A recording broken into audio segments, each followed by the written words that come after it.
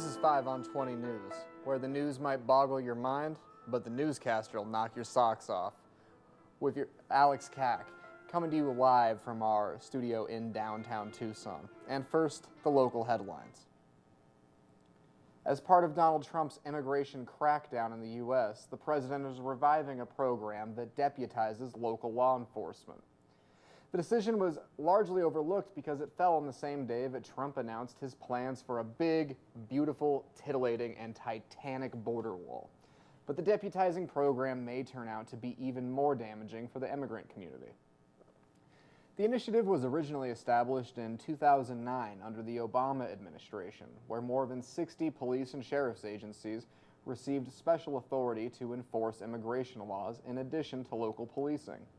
By 2013, the program was eliminated, and local officials were stripped of the power to make immigration-related arrests. This was due to a massive number of complaints alleging harassment and racial profiling among the immigrant community. One of the most egregious violations occurred under Maricopa County Sheriff Joe Arpaio, who assembled his posse to terrorize local immigrants like it was the great America of the 1950s. Trump signed the immigration order on Friday. It states that local law enforcement would act in investigation, apprehension, or detention of immigrants in the country illegally. But Tucson has stated that they will not take part in the program, joining cities like Phoenix, Los Angeles, Chicago, and New York who plan to defy the order. This could complicate the efforts because the program requires that local officers receive training from U.S. Immigration and Customs Enforcement. If cities decide to disobey the law, then Trump has threatened to cut federal funding as part of his crackdown on so-called sanctuary cities. It's also unclear, though, if cities are to receive additional federal funds to help implement the programs, which would put a heavy burden on local law enforcement. And some Medicaid recipients in Arizona might be in trouble because of a loophole in an overturned law. In 2015, Doug Ducey passed SB 1092, which would have cut off Medicare for able-bodied recipients after 5 years. The law would have also required those on Medicare to be actively searching for a job during the course of those 5 years. There were exceptions to this rule for certain mental and physical handicaps, but the law was criticized for being too vague and for leaving some types of diseases and disabilities out. In 2016, the federal government rejected the law because it would undermine access to care. However, it left in a condition where Arizona would have to resubmit each year by March 30th to the Center for Medicare and Medicaid Services. With the new administration at the helm, this might be a problem for some Arizona residents. Diseases that cause chronic pain, such as lupus and multiple sclerosis, would likely not be covered because of their nature. These diseases tend to come and go at random intervals, so it's difficult to hold on to long-term employment. This complicates the issue of whether someone is able-bodied or not, as stated in the law. Others who would be at risk are caregivers of handicapped children and the elderly. Currently, the state's Medicare program, the Arizona Healthcare Cost Containment System, or ACCESS, enrolls nearly a quarter of the state's population. If major cuts took place, this would result in more people using the emergency room for care, which is more expensive for the healthcare budget overall. And a federal magistrate is criticizing the Border Patrol for withholding information requested as part of a Freedom of Information request. The ACLU sought the information to assess the policing techniques of the Border Patrol in southern Arizona. While the government released some information regarding the issue, they refused to provide information about the ethnicity and skin complexion. Homeland Security claimed that they couldn't release the information because of privacy concerns. However, the ACLU says the names are not included in their request. These concerns are unfounded. Homeland Security also refused to provide exact locations of the 55 Border Patrol checkpoints in Arizona. They claim that these checkpoints need to be kept a surprise in order to be effective. The ACLU countered that the Supreme Court has ruled that checkpoints should be visible to lessen the fear and surprise from law-abiding motorists. The ruling was intended to ease the feeling of intrusiveness from the checkpoint, but based on the information the ACLU did acquire, it's pretty bad. Their 55-page report details numerous allegations of racial profiling, threatening behavior, destruction of property, and criminal use of wraparound sunglasses. The report also found that Border Patrol interfered with community members trying to record video of their activities. The checkpoints turned out not only to be a festival of racially intolerant behavior, but also ineffective. Border Patrol drug dogs were found to have been responsible for dozens of false alerts, leading Governor Ducey to call them bad boys and placing a cone of shame on the dog's head. Of the 55 checkpoints, 2 in the Tucson area account for 75% of the state's apprehensions. At the 53 other checkpoints, not much is happening besides poker game and a staged production of Jesus and the Technicolor Dreamcoat. On Tuesday, activists are set to protest in downtown Tucson to gain support for opposing Donald Trump's recent Muslim travel ban. The protest will meet from 4 to 7 p.m. in front of Senator McCain's office. Organizers are urging supporters to show up with signs to make themselves more visible. More than 150 people are already signed up to attend on Facebook, with double that number interested in the event. While McCain and fellow Senator Jeff Flake have come out against Trump's executive order, they have yet to take any action. Protesters are aiming to urge the senators to further condemn Trump's ban and use their congressional powers to fight back on the ruling. We'll see you there at 4 p.m. And 51 Tucson bars, restaurants, and markets were hit with fines last year. Altogether, these establishments' inability to hold their liquor has cost $45,000. Maloney's Tavern, a 4th Avenue bar with an atmosphere that's equal parts Patty's Pub and pre-Dalton era Double Deuce, has the dubious honor of receiving the largest fine. The tavern shelled out $8 grand last July for failing to protect patrons from serious acts of violence and having an employee drunk on duty. O'Malley's Bar and Grill, Hi-Fi Kitchen and Cocktails, and Ten's Nightclub were also hit with fines stemming from violent incidents. Most of the other fines resulted from over-serving or selling alcohol to minors. No matter what side of the bar you're on this year, remember to drink responsibly and to be nice until it's time to not be nice. One local group is taking the fight against hunger to the streets. Tucson Free Pantry has installed a public pantry at the historic Y located at 738 North 5th Avenue. The pantry is similar in appearance and application to the recent trend of little free libraries. Those in need of food are free to take it, and those who have extra food are free to leave it behind. Caparel Margavo Klein, the 24-year-old director of Tucson Free Pantry, says, quote, "My hope is that it can be kind of a self-sustaining organism.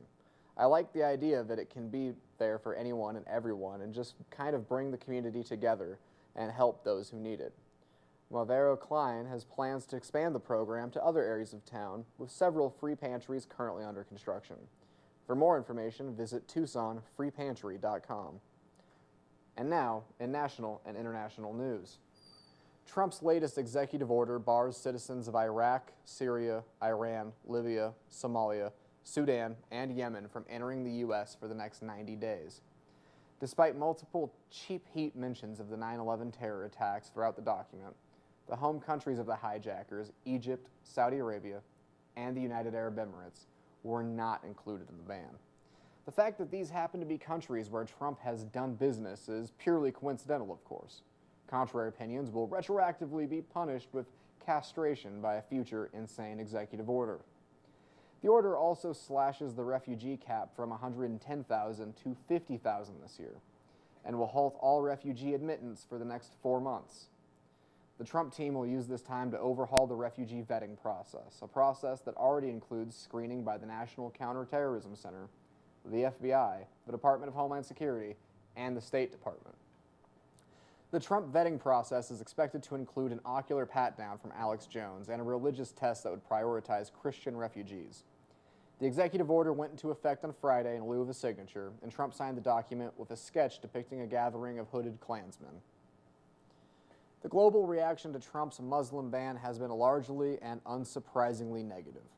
Both Iraq and Sudan expressed astonishment at being blacklisted, even after being bombed for decades by the U.S. Iraq is still an ally in the fight against ISIS, and according to the Sudanese Foreign Affairs Ministry, quote, "The Sudanese citizens living in the United States are known for their good reputation. respect for American laws, and their lack of involvement in radical or criminal acts. Something that can be said for all the countries on the banned list. Of the terrorist attacks carried out on U.S. soil in recent memory, none of the perpetrators have been from the 7 countries named in the executive order. Iran has already taken reciprocal measures by banning U.S. citizens from traveling there. Yemen responded to the ban by being hit by a U.S. military raid early yesterday.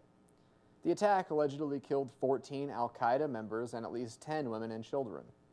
Those seeking to escape constant U.S. bombings and the resulting terror can still seek refuge in Canada and Turkey, as both countries have taken to social media to announce they would accept those rejected by the U.S. And while he had us busy popping blood vessels over his Muslim immigration ban, Donald Trump quietly appointed a lobbyist for a company that supplied coal-fired power plants to a key environmental oversight position. Trump appointed Jeffrey H. Wood as the acting Assistant Attorney General in charge of the Department of Justice, the division dealing with environmental crimes. This includes enforcing laws related to pollutants released in the air, water, and land, and bringing legal charges against companies that violate these laws. Many of the companies targeted by the agency have been coal firms such as Duke Energy, who in 2015 was sued for spilling coal ash into North Carolina's Dan River. So it might be a problem that Wood comes off 2 years working for the Southern Company, who generates about a third of its power from coal. The Southern Company was already a target of a Security and Exchange Commission's investigation over irregular accounting measures. They also provide funding for the American Legislative Exchange Council, or ALEC, who lobbies lawmakers and provides pre-written legislation to undermine environmental laws.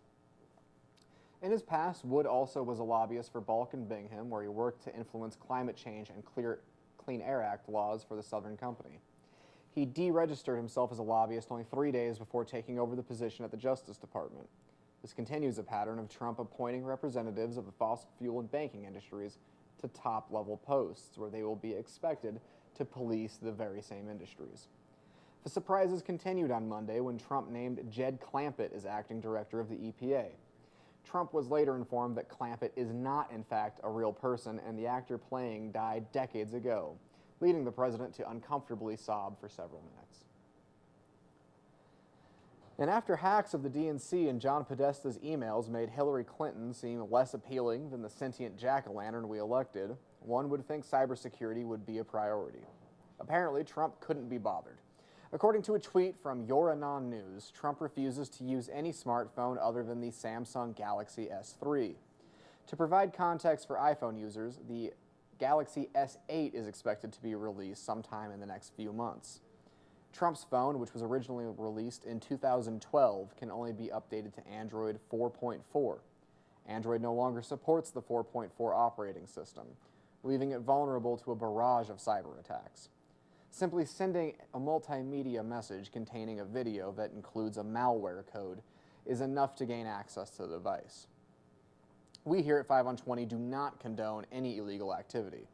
Trump will likely continue to stay one step ahead of any would-be hackers by doing his most repulsive acts in clear view of news cameras. And ubiquitous coffee chain Starbucks plans to hire 10,000 refugees over 5 years in the 75 countries where it does business.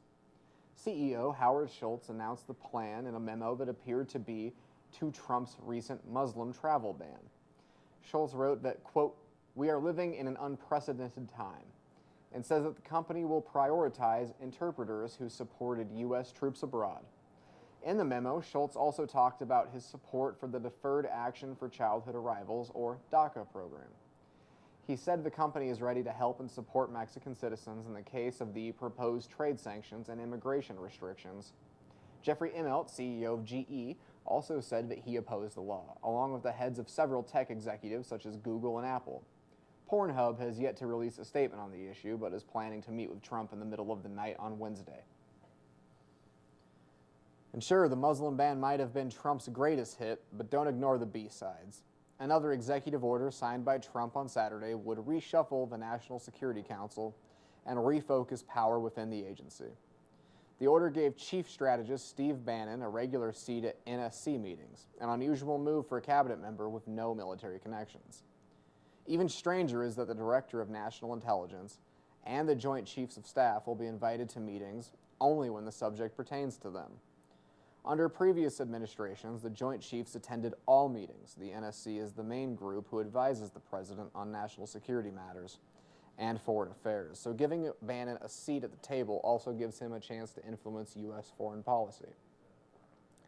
Bannon is a former editor-in-chief at Breitbart Media, who is known for publishing articles that regularly smear Islam and has been a key factor of the rise of the alt-right movement.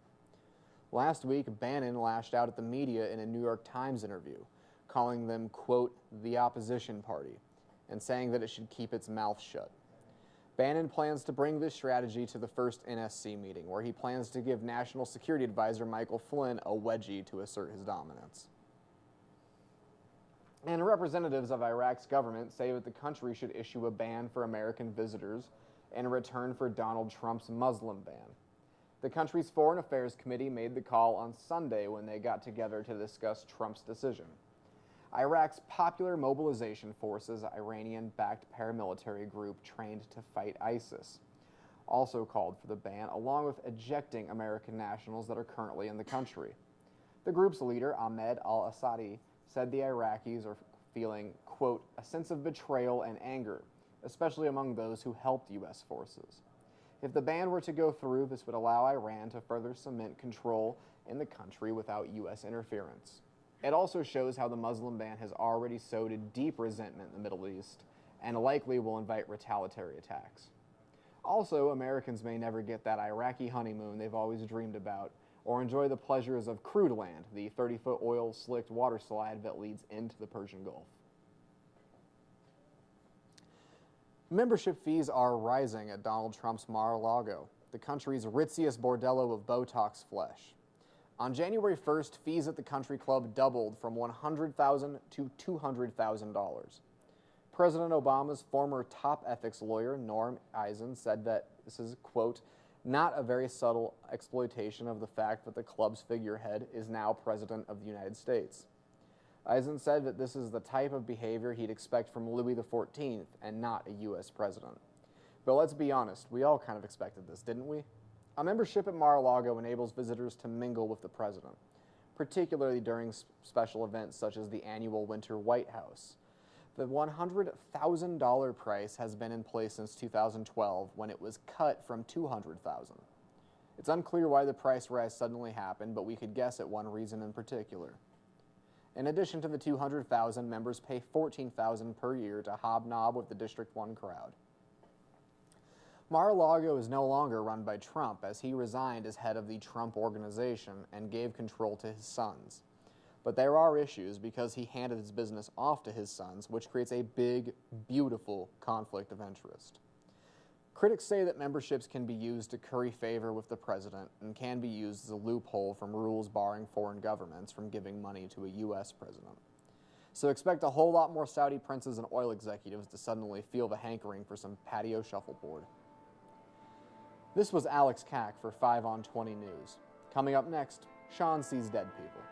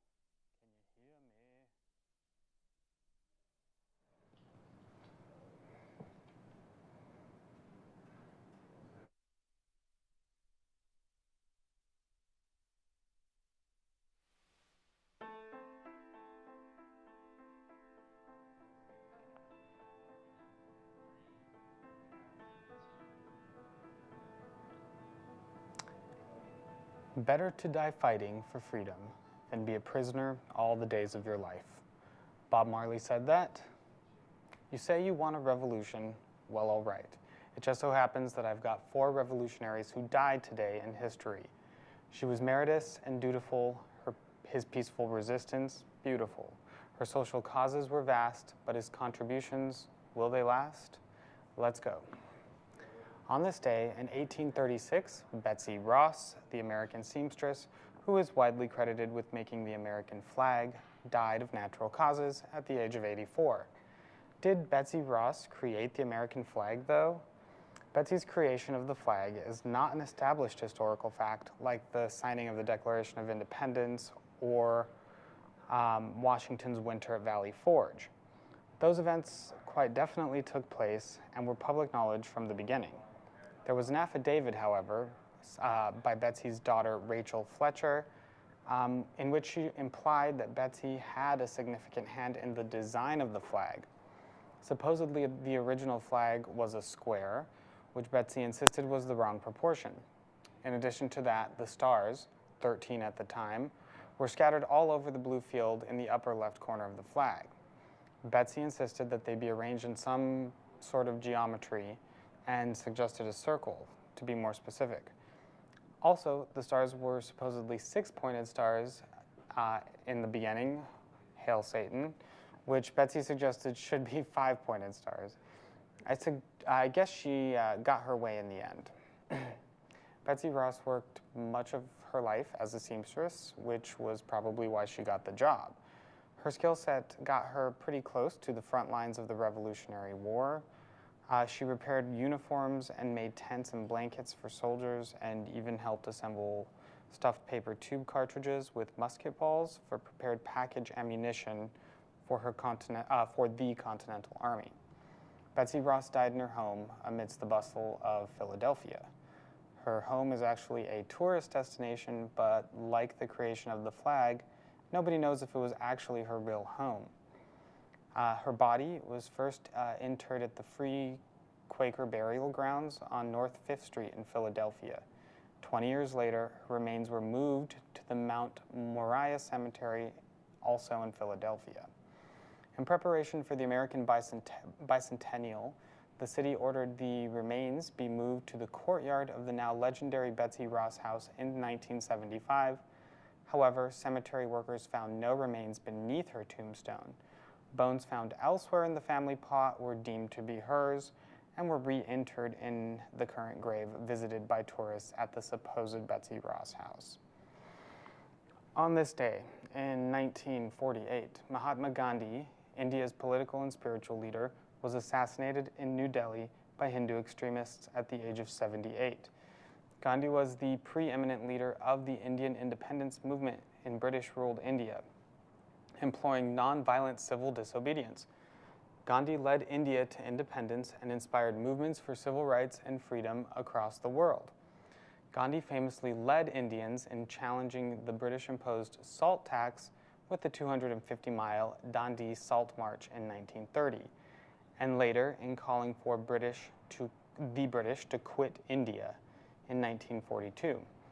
He was imprisoned for many years upon many occasions in both South Africa and India. Gandhi attempted to practice nonviolence and truth in all situations and advocated that others do the same. He lived modestly in a self-sufficient residential community and wore the traditional Indian dhoti and shawl, woven with yarn hand-spun on a charkha. He ate simple vegetarian food and also undertook long fasts as a means of both self-purification and social protest. So on this day in 1948, at 5:17 p.m., Gandhi was with his grandnieces in a public garden when Nathuram Godse fired 3 bullets from a Beretta 9mm pistol into his chest at point-blank range. Godse was a Hindu nationalist with links to the extremist Hindu Mahasabha, who held Gandhi guilty of favoring Pakistan and strongly opposed the doctrine of nonviolence. By Hindu tradition, Gandhi's ashes were to be spread on a river, but instead they were poured into urns which were seen across India for memorial services. And, believe it or not, on this day in 2006, Coretta Scott King, American activist and wife of Dr. Martin Luther King Jr., died of ovarian cancer. She was also 78, like Gandhi, at the time of her death. Coretta Scott King was a longtime advocate for world peace, and author Michael Eric Dyson has called her an earlier and more devoted pacifist than her husband, although Mrs. King would object to the term pacifism. Instead, she believed herself to be an advocate of nonviolent, direct action to achieve social change. In 1957, Mrs. King was one of the founders of the Committee for Sane Nuclear Policy, now called Peace Action, and she spoke in San Francisco on the same day that her husband spoke in New York during the major anti-Vietnam War March of April 15th in 1967. She also championed LGBTQ rights in a number of ways. Coretta Scott King was an early supporter in the struggle for lesbian and gay civil rights. In August of 1983 in Washington, D.C., she urged the amendment of the Civil Rights Act to include gays and lesbians as a protected class. She may have received criticism for her role in LGBTQ justice causes, as suggested by one quote. "I still hear people say that I should not be talking about the rights of lesbian and gay people, but I hasten to remind them that Martin Luther King Jr. said, 'Injustice anywhere is a threat to justice everywhere.' I appeal to everyone who believes in Martin Luther King Jr.'s dream to make room at the table of brotherhood and sisterhood for lesbian and gay people." On January 14th, 2006, Coretta made her last public appearance in Atlanta at a dinner honoring her husband's memory. On January 26th of 2006, King checked into a rehabilitation center in Rosarito Beach, Mexico, under a different name. Doctors did not learn her real identity until her medical records arrived the next day and did not begin treatment due to her condition. Coretta Scott King died late in the evening on January 30th, 2006 at the Rehabilitation Center in Rosarito. The hospital was called the Oasis Hospital, and she was there undergoing holistic therapy for her stroke and advanced stage ovarian cancer. The main cause of her death is believed to be respiratory failure due to complications from ovarian cancer. Her remains were transported to Georgia, where she had a grand and celebratory funeral. In attendance were all living presidents and their wives, except for Barbara Bush for some reason. Senator and soon-to-be President Barack Obama was in attendance as well. And on this day in 2015, Karl Djerassi, the Austrian-born American chemist and father of the contraceptive pill, died at the age of 91 from complications of liver and bone cancer. Djerassi was a Jewish refugee who fled to America from World War II-torn Austria. One incredible story from his early days in America is that he and his mother were conned out of their last $20 by a swindling New York cab driver. Djerassi wrote Eleanor Roosevelt about his tragedy, and in return, she offered him a college scholarship. From a New York Times article upon his death, Dr. Djerassi wrote books, plays, and 1,200 scientific articles taught at universities for 5 decades, created an artist colony in California, and obtained a patent on the first antihistamine. His work on the science of birth control helped engender enormous controversies and social changes, altering sexual and reproductive practices, family economics, and the working lives of millions of women around the world. And on this day, in the year 2017, 5 on 20 segment, Sean Sees Dead People died to death from too much death. As I have not worried to be born, I do not worry to die, nor am I afraid to kill this segment. And from every death emerges new life. Join me next week as I unveil my new segment. Thanks.